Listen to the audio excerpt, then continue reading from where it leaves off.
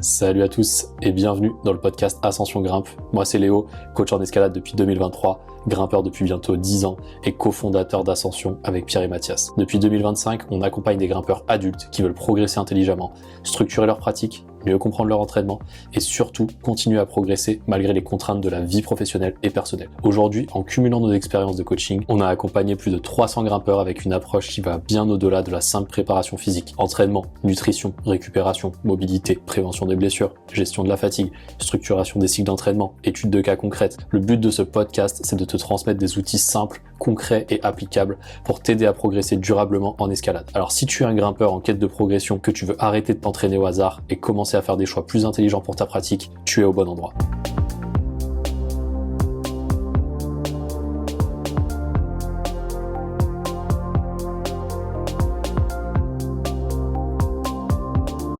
Salut à tous, c'est Léo et bienvenue dans le podcast Ascension Grimpe.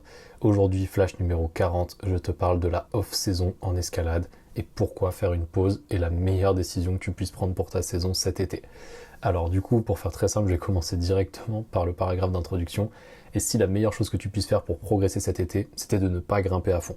Dans cet épisode flash numéro 40, je te parle de la off-saison, un concept hyper courant dans d'autres sports, mais beaucoup trop peu appliqué à l'escalade. Prendre du temps off, ce n'est pas abandonner, ce n'est pas stagner ni même régresser, c'est au contraire le moment idéal pour faire le bilan, identifier ce qui te manque pour passer au niveau supérieur et construire des bases solides qui vont faire la différence à la rentrée. Je t'explique concrètement comment utiliser cette off-saison intelligemment, que tu aies 2 semaines ou 2 mois devant toi. Donc je vais commencer directement par le sommaire du podcast. Donc dans un premier temps, je vais t'expliquer ce que c'est un peu ce concept de off-saison en escalade, tout simplement, et de pourquoi c'est intelligent même aussi de cycler ces saisons, par exemple d'avoir une saison de bloc, une saison de diff, etc. Mais justement, je vais t'en parler plus en détail dans la partie. Ensuite, je vais te dire pourquoi prendre une pause, ce n'est pas régresser. Et ensuite, je vais te dire combien de temps il faut le faire. C'est-à-dire que je vais te prendre un cas concret où là, cet été, tu vas partir en vacances. Tu vas partir par exemple 2 semaines en vacances. Je vais t'éviter, on va dire, de culpabiliser par rapport à ça. Et je vais te dire concrètement ce que je ferais dans ce cas-là. Je vais te parler également un peu de mon cas personnel, quand j'ai commencé à appliquer un peu cette logique de off-saison. Alors moi personnellement, je fais plutôt une off-saison vers le mois de décembre en général et aussi vers le mois d'août. Mais voilà, je vais t'expliquer tout ça dans la partie, ce sera beaucoup plus simple. Ensuite, du coup, je vais te dire comment utiliser sa off-saison intelligemment et quelles qualités physiques et techniques travailler pendant l'été en fonction de tout ça. Ensuite, comment revenir en forme à la rentrée, parce que tu vas voir que même si tu fais 2 semaines de pause, quand tu reprends en semaine numéro 3, tu n'as pas du tout tout perdu, bien au contraire. Et ensuite, en fin de podcast, je te propose 3 options concrètes pour structurer justement cette off-saison et cette éventuelle reprise avec Ascension. Donc pour commencer, je vais te parler justement juste de ce concept de off-saison. Qu'est-ce que c'est? Pour faire très simple, si je prends le sport au sens global, en général dans la plupart des sports, il y a une période de compétition et une période justement où c'est pas les compétitions. Donc pour des sports comme le football, ça va être par exemple quand est-ce qu'il y a des matchs, quand est-ce qu'il n'y en a pas, etc. etc. Pour l'escalade, c'est la même chose, bien sûr, il y a une saison de compétition en bloc, il y a une saison de compétition en voie, en vitesse, etc. Enfin bref, je vais pas rentrer en détail là-dedans. Pourquoi? Parce que la plupart des auditeurs de ce podcast, on n'est pas des compétiteurs. Voilà, justement, on grimpe un peu toute l'année et on sait jamais trop quand faire une pause. La plupart d'entre nous aussi, on est beaucoup des grimpeurs de salle. Et en vrai, comme la salle, c'est beaucoup moins dépendant des conditions extérieures, on a aussi beaucoup moins tendance à faire des saisons comme peuvent faire un peu plus les grimpeurs d'extérieur. Une saison de bloc quand c'est un peu plus l'hiver, une saison de voie quand c'est le printemps, si vraiment j'arrondis. Et du coup, varier un peu les pratiques en fonction des saisons. Donc pour faire très simple, de manière un peu purement théorique, la off-saison, dans tous les sports en général, c'est juste le fait d'avoir une période de compétition où justement on s'entraîne et on est performant, etc. On s'entraîne pour performer en compétition, pardon. Et ensuite, la période de off-saison, justement, on s'entraîne pour construire les bases qui vont nous servir pour la saison suivante. Et du coup, si on l'applique à l'escalade, ce serait vraiment ça. Ce serait soit dans un premier temps de faire des saisons différentes, c'est-à-dire une saison de bloc, une saison de voie, etc. Après, je vais y revenir plus tard dans le podcast, mais est-ce que quand on fait une saison de bloc, si on aime bien faire les deux, c'est-à-dire du bloc et de la diff, est-ce que ça veut dire qu'on arrête complètement la diff pendant cette saison de bloc? Pas forcément. Est-ce que si on fait une saison de diff, on arrête complètement le bloc? Pas forcément aussi, je vais y revenir juste après. Et pareil, si tu grimpes par exemple en salle et que tu veux faire que du bloc en salle, c'est pas du tout grave et il n'y a pas besoin de faire une saison de diff pour progresser. Il y a des grimpeurs qui deviennent très très forts en faisant que du bloc ou d'autres que de la diff, etc. Il n'y a pas besoin de faire les deux en cumulé si tu n'aimes pas faire ça. Bien sûr, si tu aimes grimper au sens large et que tu peux varier ta pratique, c'est toujours mieux pour plein de raisons, hein, enfin déjà les différentes filières énergétiques, le mental, la tactique, la stratégie, etc. Enfin, je pense que rien ne fera plus progresser un grimpeur au sens large que s'il touche un peu à tous les styles d'escalade, c'est-à-dire qui fait du bloc en salle, du bloc en exté, de la voie en exté, de la voie en salle, qui fait un peu de compétition, etc. Je pense que dans le développement d'un grimpeur, c'est vraiment hyper important. Donc là, si jamais j'avais quelqu'un allez, je vais dire un enfant de 8 ans en face de moi et que je devais un peu le façonner pour en faire une machine, bah, je le ferais un peu toucher à tout. Mais en tant que grimpeur adulte, avec un emploi du temps professionnel, avec des responsabilités, etc., déjà, on n'a pas forcément le temps de tout pratiquer. Ça, c'est un fait. Moi, je le vois, même avec toutes les personnes qu'on coach chez Ascension. Même quand des personnes aiment grimper en voie, par exemple, bah, le fait qu'elles soient citadines, qu'elles habitent en ville, qu'elles aient un emploi du temps chargé avec le bureau, etc. la semaine, bah, en fait, c'est juste pas possible d'aller grimper en falaise le week-end pour la plupart d'entre eux. Et du coup, bah, ça crée des problématiques, etc. Donc, bref, pour faire très court, dans cette première partie, la off-saison, c'est juste un concept qui consiste à faire des cycles où on veut être entre guillemets performant et des cycles un peu plus off où on se dit bon bah voilà, en gros là si je schématise et que je prends un cas concret pour l'escalade, pour un grimpeur de bloc en extérieur, là je parle, on sait que par exemple qu'à Fontainebleau, allez je vais dire un chiffre au hasard parce que ça dépend tellement des mois de l'année, enfin des différentes années etc. Mais en gros du mois de, allez on va dire du mois de mai jusqu'au mois de septembre, il fait beaucoup trop chaud pour grimper à Fontainebleau. En tout cas pour faire des perfs on va dire, là je fais des gros guillemets avec mes doigts là, j'ai pas la caméra malheureusement, mais imaginons voilà votre niveau max c'est vraiment 7C, c'est pas en été que vous allez sortir du 7C à Fontainebleau, si c'est vraiment votre niveau max, parce qu'il n'y a pas les condis, voilà, ça je vais pas répéter pourquoi, enfin les plats tiennent moins bien, tu transpires, enfin bref, il y a tellement de facteurs on va dire limitants à la performance quand il fait chaud à Fontainebleau, que ce serait juste en fait se tirer une balle dans le pied que d'avoir un objectif de se dire bon bah mon niveau max actuellement c'est 7C à Fontainebleau, mais le 7C je l'ai fait en hiver quand il y avait toutes les condis, quand j'étais en forme, etc. En fait c'est normal que ton niveau max en été quand il fait chaud et que t'es pas forcément très en forme, ce soit, je dis un chiffre au hasard, 7A+. Donc après bien sûr il y a des moyens de contourner ça, hein. C'est pas pareil sur tous les types de rochers, c'est pas pareil si vous allez en falaise et que c'est bien à l'ombre, etc. Enfin, je peux pas faire tous les cas de figure dans ce podcast. Mais en gros, imaginons que voilà, tu es un grimpeur, on va dire parisien, donc qui grimpe plutôt en salle la semaine à Paris et qui grimpe le week-end à Fontainebleau. En fait, l'été, c'est pas le moment d'aller faire de la perf à bloc. Par contre, ça peut être un très bon moment, pour faire des circuits de volume, etc. Enfin bref, pour construire justement ce qui va te servir pour la saison suivante, mais je vais y revenir un peu plus tard dans le podcast. Donc la off-saison, c'est juste ça, c'est-à-dire cycler son entraînement, une saison, on va dire, de performance. Donc à Fontainebleau, ce serait, si je reprends mon exemple, du mois d'octobre jusqu'au mois d'avril, et de se dire qu'on va être le plus performant possible pendant cette phase-là, et qu'on va construire tout ce dont on a besoin pour être performant pendant cette phase-là, durant la off-saison. Donc maintenant, je vais te faire le mode d'emploi de la off-saison, c'est-à-dire comment ça marche concrètement. C'est-à-dire que si je reprends mon exemple là d'un Parisien, par exemple, qui grimpe en salle la semaine, et qui grimpe à Fontainebleau le week-end, que faire concrètement cet été pour justement se dire, bon bah voilà, en gros, je sais que là, mon objectif, c'est de ressortir des 7C, les conditions sont horribles, je vais pas y arriver. Alors, ça veut pas dire que tu vas pas en être capable, parce que bien sûr, peut-être si tu t'acharnes, que tu vas grimper à 6h du mat, etc. Enfin bref, on peut toujours trouver des stratégies, mais si tu as un emploi de bureau, que en plus tu travailles, etc., que tu as des contraintes professionnelles, familiales, etc., tu vas pas pouvoir t'amuser à aller grimper à 6h du matin à Fontainebleau quand il y a 30 minutes de créneau à l'ombre sur ton projet, et donc ça va juste pas marcher. Donc à ce moment-là, je pense que c'est le moment parfait de se dire, ok, mes objectifs ne sont pas alignés avec, on va dire, les conditions météo au global, et donc c'est le moment de faire une saison off, de rentrer justement dans cette off-saison, pour en gros me dire, ok, mon objectif c'est de valider de plus en plus de 7C, qu'est-ce qui m'en empêche aujourd'hui concrètement ? Ok, cet hiver j'en ai sorti qu'un seul parce que, je dis un truc au hasard, je manquais de physique globale et je sentais que après 1 heure de séance en général, je commençais à fatiguer et du coup mon projet il est sorti en 10 séances au lieu de 3 si j'avais une capacité de 3 heures par séance. Je prends un exemple complètement au hasard, mais c'est juste pour illustrer ce truc-là.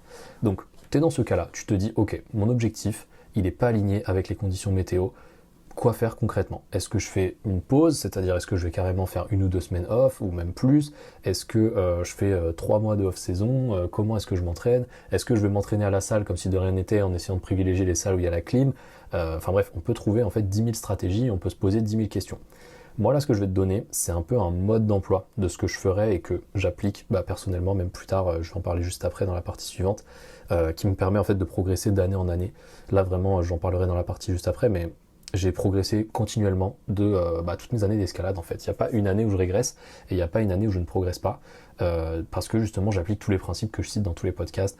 On dit souvent cette phrase un peu en anglais, lead by example, donc montrer l'exemple et du coup être meneur, mener en montrant l'exemple. Et c'est vraiment ce que j'essaye d'appliquer au quotidien dans ma philosophie, que ce soit pour l'escalade ou pour plein d'autres choses.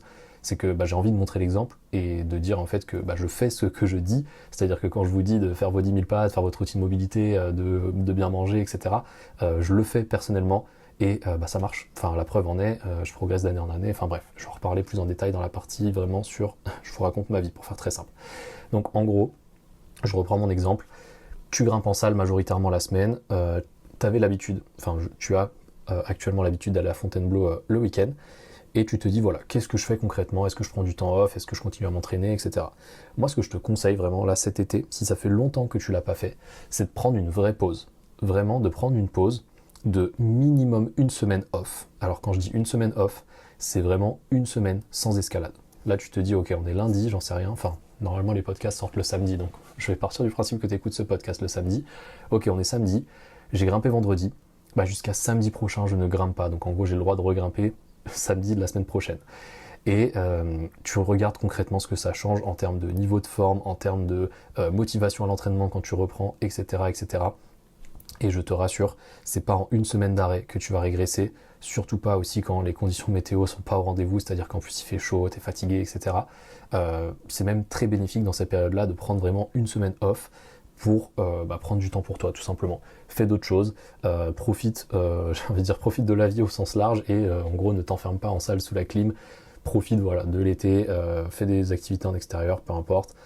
Mais voilà, en gros, prends une vraie semaine off. Et là, je vois déjà arriver les trucs du genre, est-ce que je peux faire le protocole Abramson 3 fois par jour pour éviter de perdre, machin, truc. Tout ça, moi, ce que j'en pense, j'en ai déjà dit dans plein d'autres podcasts. Donc, là, je tire sur le protocole Abramson parce qu'on en a reparlé encore récemment. Et bref, je remettrai peut-être en description le lien de mon avis justement sur ce protocole et de pourquoi, en théorie, c'est beau sur le papier, mais dans la réalité, ça marche beaucoup moins bien que ce qu'on pense. Mais en gros, pour faire très simple, pendant cette semaine off, tu ne fais pas d'escalade.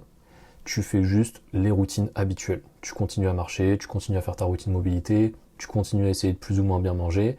Fais-toi plaisir aussi, si tu as envie d'aller au resto ou quoi que ce soit. Juste fais pas exploser les calories. Si tu as l'habitude de manger 2500 calories par jour, ne passe pas à 4500 calories du jour au lendemain pendant toute la semaine, parce que sinon la reprise va être plus compliquée que prévu. Mais en général, même quand on s'entraîne pas, on a un peu moins faim. Donc c'est même possible que tu manges moins de calories que d'habitude, juste parce que ton corps en a pas besoin, tout simplement. Donc tu vas avoir moins d'appétit, etc. Aussi, quand il fait chaud, on a moins d'appétit. Bref, là, je prends vraiment le cas de l'été parce que je pense que c'est une période idéale pour faire une off-saison. Parce que sinon, la plupart des grimpeurs, en fait, on s'arrête pas et limite, on s'épuise pendant l'été. On s'acharne sur nos objectifs et en fait, souvent, même, on va se blesser pendant cet été-là et en fait, ça ruine complètement même la future reprise de septembre. Et j'en avais déjà parlé dans un autre podcast sur comment bien gérer la reprise, etc. Je vais refaire quelques rappels dans ce podcast-là aussi. Mais là, je me perds un peu. Je fais une micro-pause et je reprends le sujet de la partie. Donc si je reprends le sujet de la partie, je te dis, tu fais une pause, une semaine, c'est très bien. Si tu es vraiment fort mentalement, tu peux aller jusqu'à 2 semaines. Pourquoi je dis fort mentalement ? Parce que quand j'ai commencé à expérimenter avec ça, ce truc de faire 2 semaines complètement off, on a l'impression que notre corps va se désintégrer. On a l'impression qu'on va perdre nos muscles, qu'on va prendre du gras, qu'on va régresser en grimpe, etc. etc. Bref, limite, tu angoisses d'arrêter de grimper pendant 2 semaines parce que tu as peur des conséquences et du fait que la reprise, tu vas être vraiment une merguez. Et pareil, je te rassure, vraiment 2 semaines off, ça fait du bien. Surtout si tu continues les routines à côté, éventuellement que tu fais un peu d'autres sports, je dis des trucs au hasard, un peu de natation, un peu de course à pied, faire un sport collectif avec des potes, je sais pas, faire un peu de beach volley, etc. Bref, profiter un peu du soleil aussi si jamais c'est possible. Et vraiment en gros moi mon avis personnel, ce que je peux recommander aussi à mes clients en coaching, c'est de faire vraiment déjà une semaine off. Pour la plupart des gens ça va être vraiment bénéfique, jusqu'à 2 semaines si on va dire la personne est forte mentalement et que ça va pas lui poser de problème et que même elle en profite pour partir en vacances, etc. Donc du coup, quelques petites astuces pour ces 2 semaines de pause. Comme je l'ai dit juste avant, ne fais pas exploser ton total calorique, sinon tu vas prendre du poids pendant cette période-là. Après 2 semaines, ça reste très court. Tu vas pas prendre 3 kilos de gras en 2 semaines, mais bon, tu peux prendre, allez, on va dire 1 ou 2 kilos si vraiment tu te lâches en termes de calories, d'excès, etc. Et 2 kilos de plus à la reprise sur la balance, ça peut faire mal en termes de sensations, en termes de grimpe. Donc bref, ça c'est juste le petit conseil.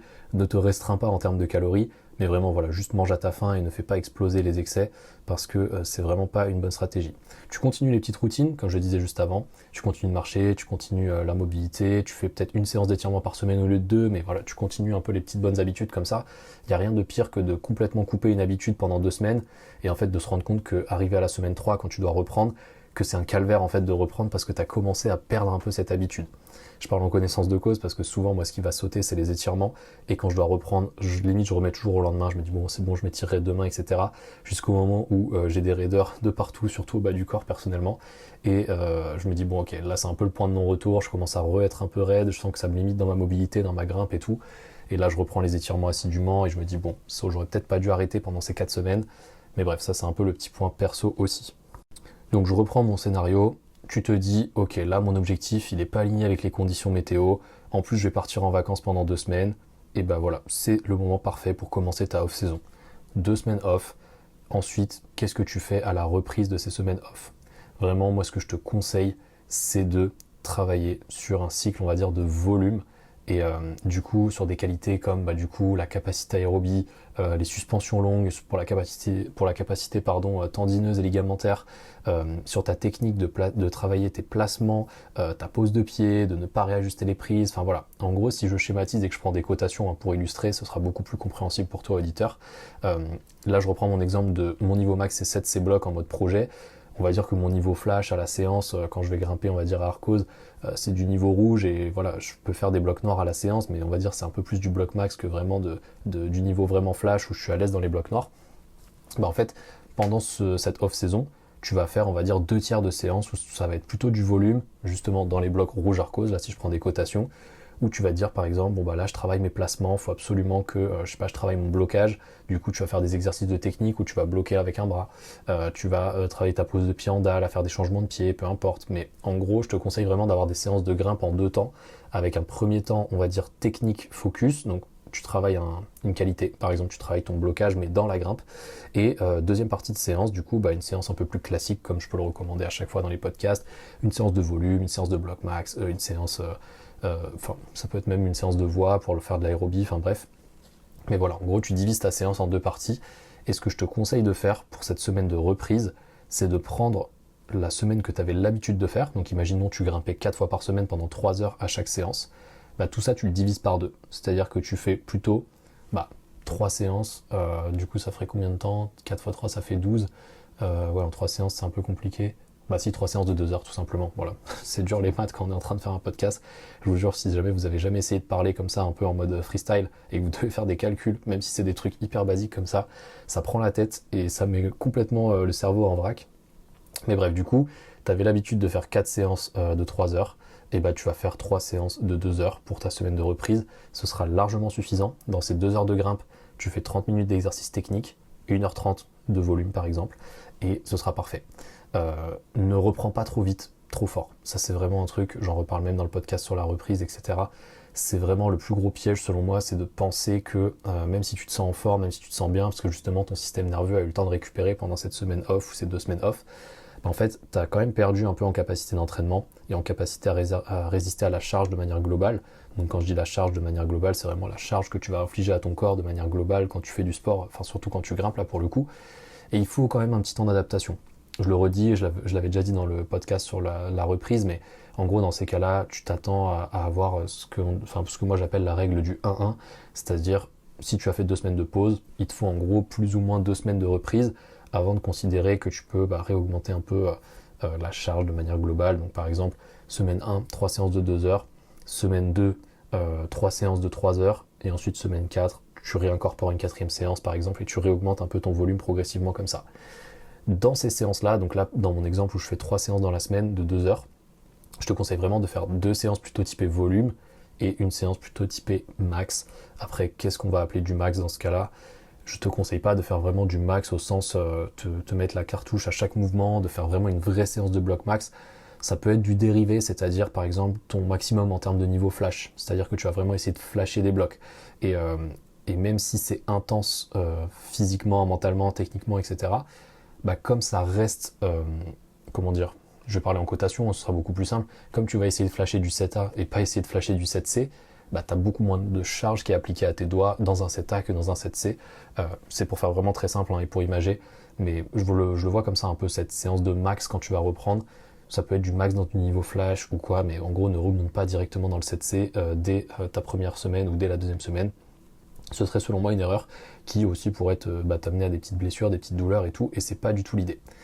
Donc on part du principe que là du coup tu as fait 2 semaines off, tu as fait tes 2 semaines de reprise. Ensuite, là, pour moi, tu as déjà fait le plus dur, c'est-à-dire que tu as réussi à te reposer, tu as réussi à bien reprendre. Maintenant, commence la vraie, on va dire, off-saison. Et si tu te dis, ok, bon, bah là, dans mon exemple, en fait, on est au mois de juin, enfin, on est au mois de juillet, là, au moment où j'enregistre le podcast, donc on est début juillet, mais on va partir du principe que c'est au mois de juin, là où j'ai fait ma pause. Et du coup, là, je suis au mois de juillet et je reprends. Quoi faire concrètement? Et du coup, bah, c'est un peu la partie suivante.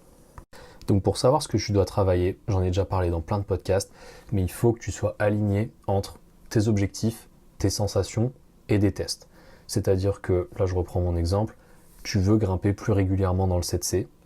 Est-ce que te disent tes sensations de grimpe? Est-ce que tu sens que tu tiens pas assez les prises? Est-ce que tu sens que juste t'as pas assez de capacité dans ta séance? Là, si je reprends mon exemple, mon grimpeur, il arrivait à grimper de manière productive pendant 1 heure et à partir de la deuxième heure, du début de la deuxième heure, il commençait à fatiguer beaucoup et du coup il devait arrêter sa séance par risque de blessure, tout simplement, et parce que c'est plus du tout productif de travailler son projet quand on est fatigué, parce que juste on tient plus les prises et on va se faire mal, pour faire très simple, là je parle en bloc.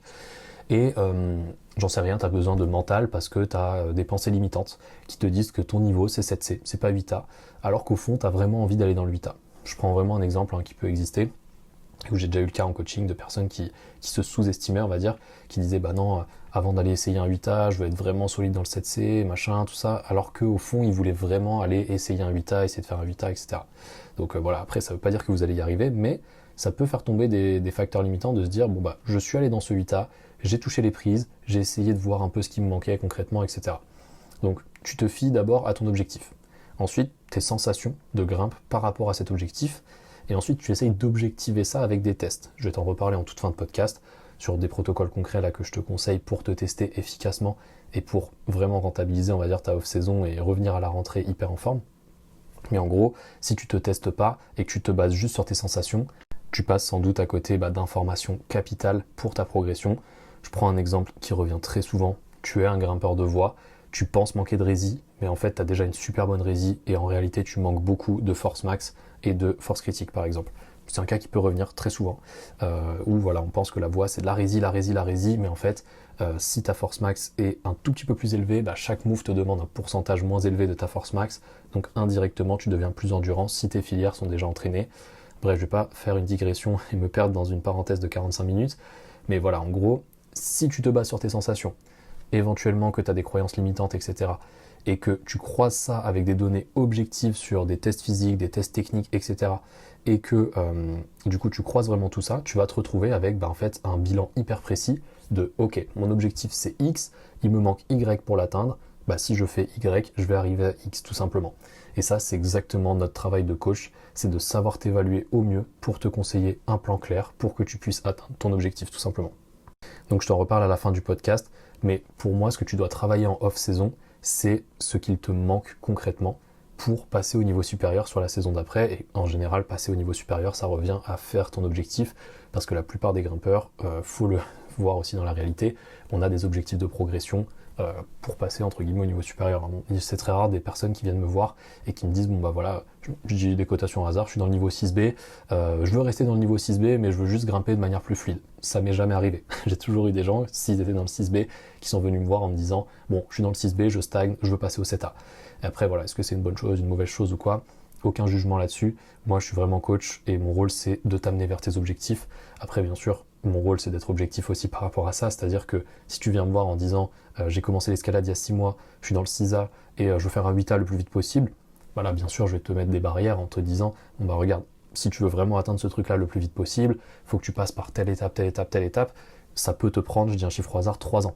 Et là si la personne dit non, moi je veux grimper mon 8A l'année prochaine, regarde lui il a commencé l'escalade il y a 1 an, il grimpe 8A, là du coup tu commences aussi à te dire ok, est-ce qu'il s'est comparé à la bonne personne, est-ce qu'il a la même génétique, est-ce qu'il a le même cadre de vie on va dire, est-ce qu'il a un travail, du stress, une famille, peu importe, tous ces facteurs en fait qui peuvent influencer le niveau de grimpe.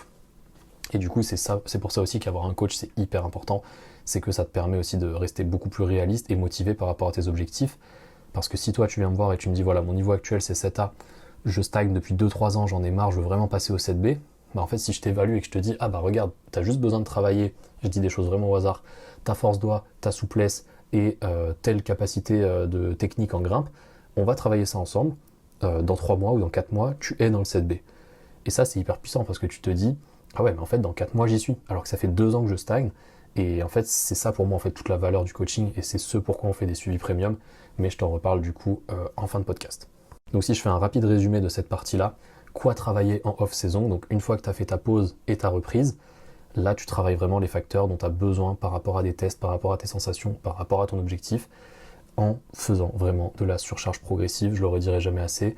Mais si par exemple là actuellement tu testes ta force doigt, tu vois que tu as 1,4 de ratio, que par rapport à ton objectif il faudrait plutôt que tu atteignes un standard de 1,6 et que ça correspond à une augmentation de, je dis un chiffre au hasard, 15%, et que sur les 2 dernières années tu as stagné, si tu prends 15% de force là en 3 mois du jour au lendemain, c'est peut-être pas la meilleure des choses à faire par rapport à ton profil.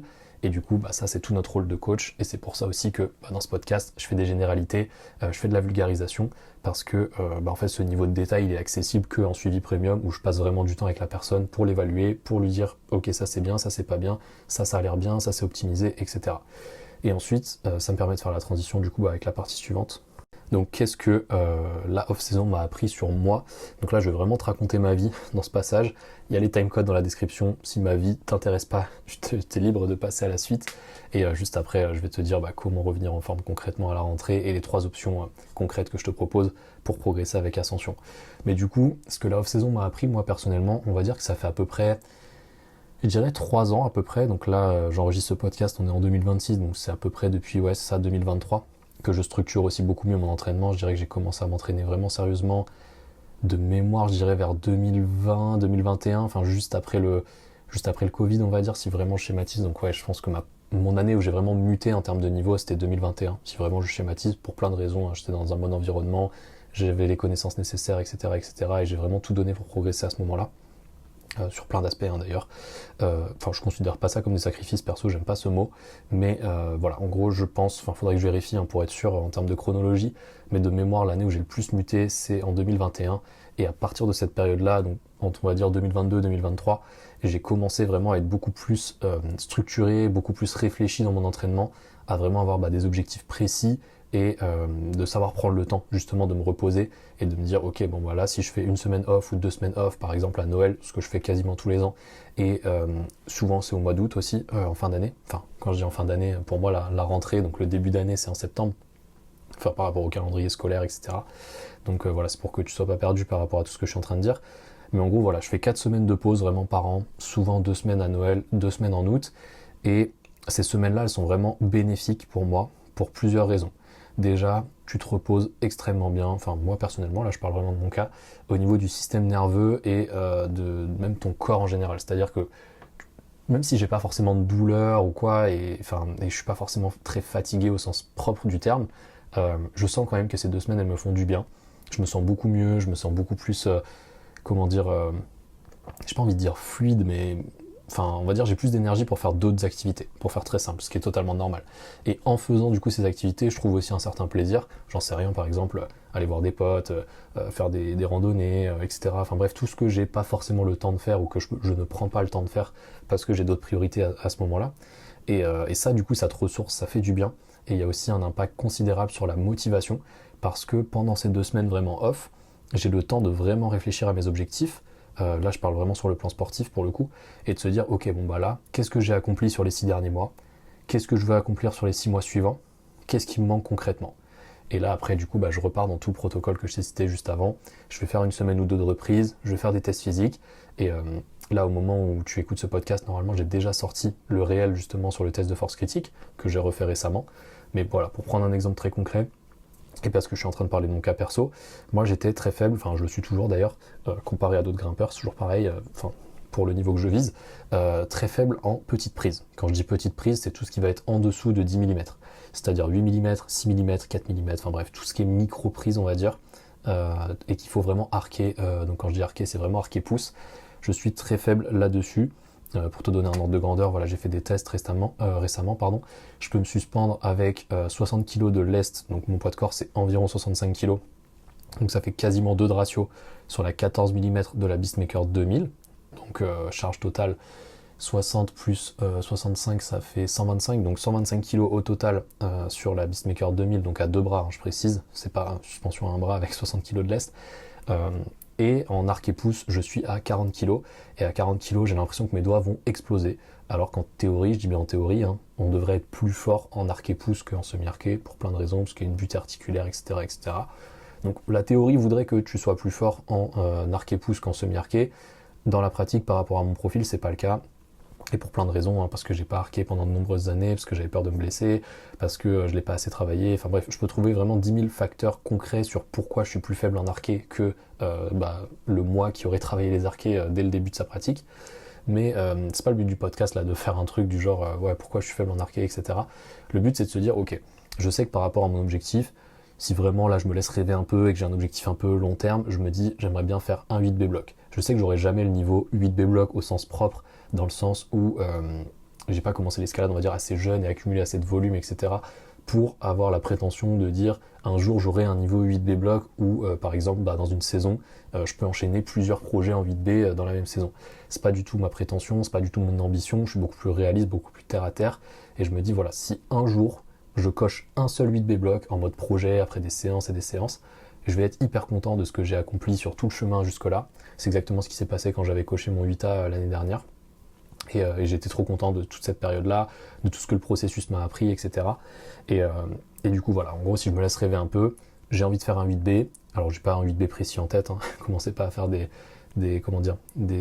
devinettes dans les commentaires du genre ah ouais, je suis sûr que le 8B c'est celui-là, machin, tout ça. J'en ai aucune idée, j'ai jamais regardé de 8B, j'ai jamais fait de repérage, je suis jamais allé toucher des prises dans un 8B, enfin bref, j'en ai vraiment aucune idée, mais j'ai ce petit truc-là en tête. Un peu comme des quêtes annexes, par exemple, je fais un petit peu de course à pied en ce moment.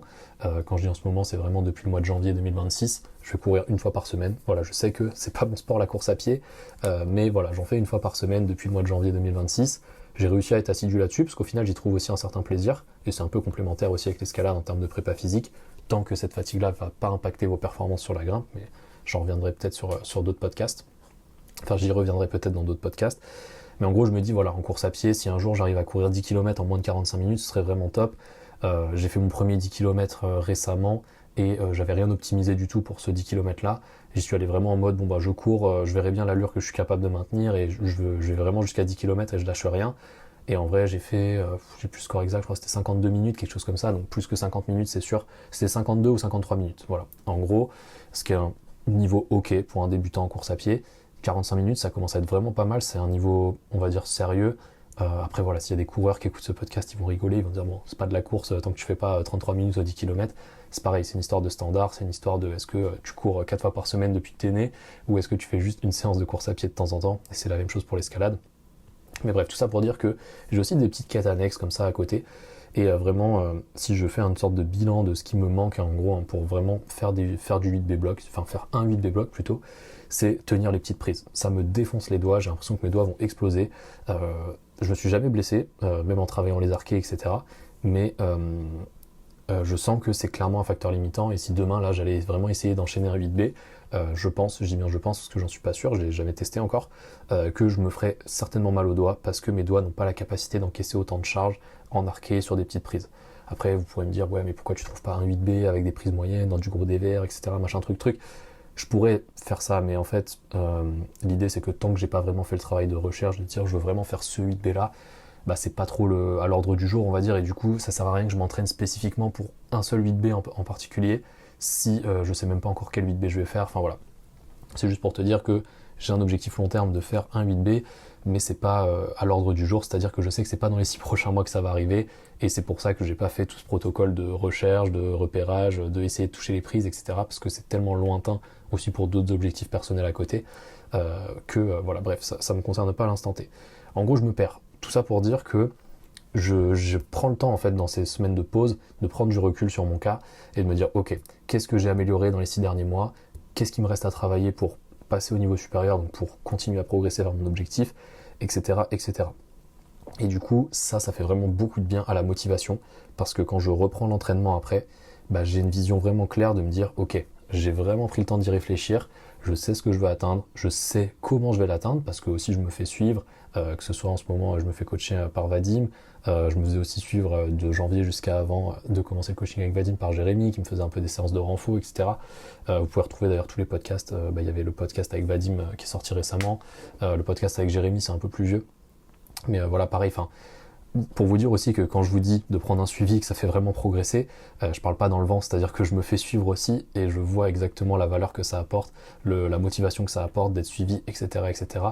Et que je suis pas en mode prenez un coaching, mais moi-même je prends pas de coach. Et ça c'est hyper important selon moi. Et ça peut être une sorte de red flag, enfin selon moi, si vraiment quelqu'un vous dit bah ouais le coaching c'est un truc de fou, ça change la vie, etc. Mais que lui-même cette personne-là se fait pas coacher, peu importe le domaine, ou ne s'est jamais fait coacher, je trouve ça un peu bizarre personnellement et enfin j'ai du mal à pas forcément accepter ça, mais parce que je sais qu'au fond c'est la personne a raison, mais il y a un truc du genre fais ce que je dis pas ce que je fais, tu vois, et je sais pas, j'aime pas trop. Du coup il y a aussi ça qui me rentre dans la tête de me dire en fait si je me fais suivre par un coach, je vais être beaucoup plus assidu, je vais être beaucoup plus focus, je peux poser mes questions quand j'ai des doutes, quand je me rends compte que je sais pas, est-ce que ça c'est pas trop ambitieux ou ça c'est pas trop facile par rapport à mon profil, etc. Et ça franchement ça aide beaucoup. Donc voilà en gros tout ce que la off-saison m'apporte. Donc ça fait du bien au corps, ça fait du bien à l'esprit. Quand tu reprends, t'es hyper motivé. Et du coup ça résume assez bien aussi le fait que tu as le temps aussi dans cette période-là de faire des tests physiques et de se dire ok objectivement il me manque ci, il me manque ça et je vais travailler là-dessus. Donc si je fais un gros résumé, je dirais que ça fait depuis, j'arrondis, ça fait depuis 2022-2023. Donc ça fait quasiment 4 ans si je fais vraiment un arrondi que je pratique cette off-saison où vraiment je fais des semaines de pause et je reprends progressivement et ensuite je m'entraîne par cycle, etc. Dans l'optique de valider certains objectifs. J'ai plus ou moins toujours réussi les objectifs que je m'étais fixés jusque-là. Après, on pourrait se dire, est-ce que du coup ces objectifs étaient assez ambitieux? Parce que si tu réussis tout ce que tu entreprends, c'est peut-être que t'es pas assez ambitieux, etc. Enfin bref, on pourrait rentrer dans des considérations comme ça, sur de la prépa mentale ou du développement personnel ou quoi. Mais c'est pas trop le but de ce podcast. Mais en gros, tout ça pour te dire que tout ce que je te dis dans les podcasts, je l'applique au quotidien. Je progresse énormément, je fais progresser énormément toutes les personnes qui nous font confiance via un suivi, chez Ascension. Et en fait, c'est vraiment ça, moi, qui m'anime, c'est d'être dans ce processus au jour le jour et de me dire, en fait, tout ce que je suis en train de dire là sur le podcast, je le vis littéralement, je le fais vivre aux personnes que je coach. Et c'est trop bien, c'est une dinguerie. Et en fait, tout le monde en sort gagnant dans cette histoire et c'est vraiment hyper stimulant. Et enfin bref. Et du coup, ça me permet de faire la transition avec la partie suivante, qui est du coup comment structurer un peu cette off-saison, comment revenir en forme à la rentrée, et les 3 options concrètes que je te propose avec Ascension pour t'aider à faire tout ça. Du coup, option numéro 1, tu veux aller vite, et du coup, le suivi 100% personnalisé premium qu'on propose, il est fait pour toi si tu es prêt à t'investir sérieusement dans un accompagnement et que tu as une vision claire sur tes objectifs et que tu grimpes en moyenne 3-4 fois par semaine et que tu as un objectif clair et que tu as du mal à atteindre cet objectif. Pour ça, tu vas directement dans la description, il y a le lien pour réserver ton appel gratuit. On discute de tout ça pendant l'appel, on voit si on est les plus qualifiés pour t'aider à atteindre cet objectif. Si oui, on démarre un suivi, on obtient des résultats et tout le monde est gagnant. Option numéro 2, surtout parce que là ça va être les vacances et que j'imagine que t'as pas forcément envie d'allouer un énorme budget à un suivi à l'instant T, mais que tu as quand même envie d'avoir une base solide et une structure. On a refait le pass Ascension et là on le propose au prix de 27€. Il y a le lien dans la description, tout est détaillé sur notre site, mais en gros si je fais un rapide résumé, le pass Ascension, qu'est-ce que c'est? C'est un pass, donc c'est 27€, tu payes une fois, c'est un accès à vie et tu as accès à 4 semaines d'entraînement clé en main. Une semaine de volume, une semaine de force, une semaine de rési et la semaine de test physique. Et en plus du coup, une fois que tu auras fait les tests physiques, si tu veux qu'on fasse le bilan en visio pour partir sur un suivi premium ensuite, l'appel est gratuit, fait partie du suivi premium et on t'accompagne ensuite pour vraiment repartir sur une base plus que solide là pour le coup parce que tu seras en suivi 100% personnalisé. Donc si tu veux progresser, mais que là tu as un petit budget ou que tu veux juste te dire ok ça va être l'été, j'ai pas envie de faire un suivi personnalisé, etc. Je veux juste avoir une structure claire et savoir quoi faire en gros pendant les 4 prochaines semaines d'entraînement, toucher un peu à tout, découvrir ce que c'est une vraie semaine de volume, une vraie semaine de force, une vraie semaine de rési, faire des tests physiques structurés avec toutes les explications en vidéo, etc. Tu achètes le pass Ascension, c'est 27€, c'est un paiement unique, tout est détaillé sur le site. Est-ce que c'est fait pour toi ou pas? Enfin voilà, je te laisse aller te faire du coup ton opinion en regardant sur le site. Mais en gros, ce pass ascension il est parfait pour toi si là en gros tu as un petit budget, que tu veux juste la base, la structure et que tu vas t'entraîner en gros en autonomie et que tu vas le rentabiliser parce que tu vas appliquer ce qui est écrit dans le pass. Maintenant, option numéro 3, ça je le proposais que pendant 2 mois. Donc au moment où vous écoutez ce podcast, normalement on est début juillet. Et du coup, si tu es sur Montpellier, je propose là au mois de juillet et au mois d'août 2026 des tests physiques en présentiel à mon domicile directement. Vous l'avez peut-être vu sur pas mal de mes stories, mais à domicile j'ai tout ce qu'il faut, c'est-à-dire j'ai un Team Deck, j'ai une Smartboard, j'ai des poids, enfin bref, j'ai la salle de muscu à la maison. Et du coup, comme je vais bientôt déménager, je voulais vous en faire profiter une dernière fois de tout cet environnement et surtout pour vous faire des bilans et des tests, etc. et vous aider à progresser. Je me suis dit, je vais ouvrir des créneaux en présentiel. Et pour ça, c'est pareil, il y a le lien dans la description. Donc si tu es sur Montpellier ou dans la région de Montpellier, que tu veux te faire tester physiquement en présentiel et que du coup tu veux que ce soit moi qui le fasse, tu regardes le lien dans la description pour ça. Pareil, du coup là c'est un tarif unique pour la séance plus le bilan, c'est 120 € au total, mais je te laisse regarder du coup les liens dans la description. Donc je refais un rapide récap un peu de cette partie, mais de qu'est-ce que je te propose concrètement pour t'aider à progresser. Option numéro 1, tu veux aller vite, t'es déterminé, tu veux investir sur toi, suivi personnalisé, c'est 100% adapté en général. Option numéro 2, tu as un petit budget, tu es un peu frileux, mais tu te dis ok, peut-être j'ai envie de commencer à structurer mon entraînement, etc. Le pass ascension est fait pour toi et tu vas en sortir beaucoup plus de valeur que 27 €. On l'a mis à ce prix-là justement pour que tu n'aies pas cette barrière-là, que tu te dises pas ah j'en sais rien, tu vois c'est 150 € et du coup je vais pas trop passer à l'action. 27 € c'est rien, c'est un Uber Eats. Donc voilà, vraiment c'est pour imager.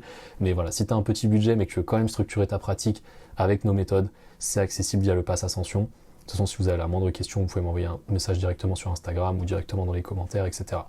Et option numéro 3, si tu veux cet été vraiment prendre du temps off et te faire tester, et que tu es du coup sur la région de Montpellier, il y a le lien pour réserver un créneau de test physique en présentiel chez moi directement. Et du coup voilà, tu as tous les liens dans la description. Et pour conclure ce podcast, c'est tout en fait. Vraiment, là c'est vraiment tout ce que j'ai dit dans le podcast. Donc si je fais un rapide résumé, la off-saison en escalade, c'est le fait de prendre du temps off, pour vraiment déjà laisser à ton corps le temps de se reposer, éventuellement de surcompenser un peu, et de prendre le temps justement de réfléchir à tes objectifs, tes facteurs limitants, et recommencer du coup à t'entraîner en accord avec tout ça. Et ce qui est bien vraiment aussi, ça va être éventuellement, si tu pratiques différents modes d'escalade, de cycler, pas forcément de faire des off-saisons, mais de faire par exemple une saison de bloc, une saison de diff, 1 ou 2 semaines de repos, repartir sur sa saison de bloc, etc. Ça marche très très bien aussi. J'en ai pas trop parlé dans le podcast en détail parce que c'est pas le cas de la majorité des gens. La majorité des gens, surtout que nous on voit en coaching, c'est des personnes qui grimpent en salle, qui ont un emploi avec un emploi du temps chargé et qui veulent justement se faire accompagner pour se délester aussi d'une charge mentale pour progresser.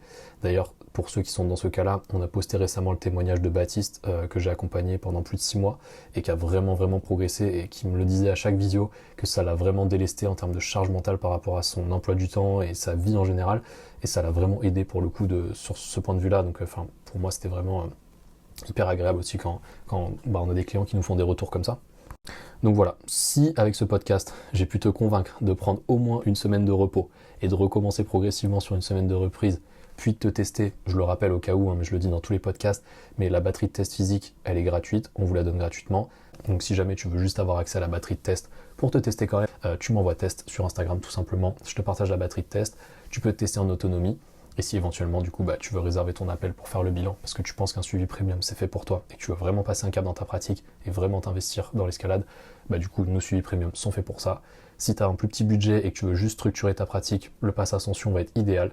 Et si jamais tu es sur la région de Montpellier et que tu veux que je te teste physiquement au mois de juillet ou au mois d'août pour justement faire ce bilan et après éventuellement prendre du temps off et reprendre l'entraînement en septembre, du coup les tests physiques en présentiel sont exactement ce dont tu as besoin. C'était Léo, je vous dis à la semaine prochaine pour le flash numéro 41. Ciao ciao.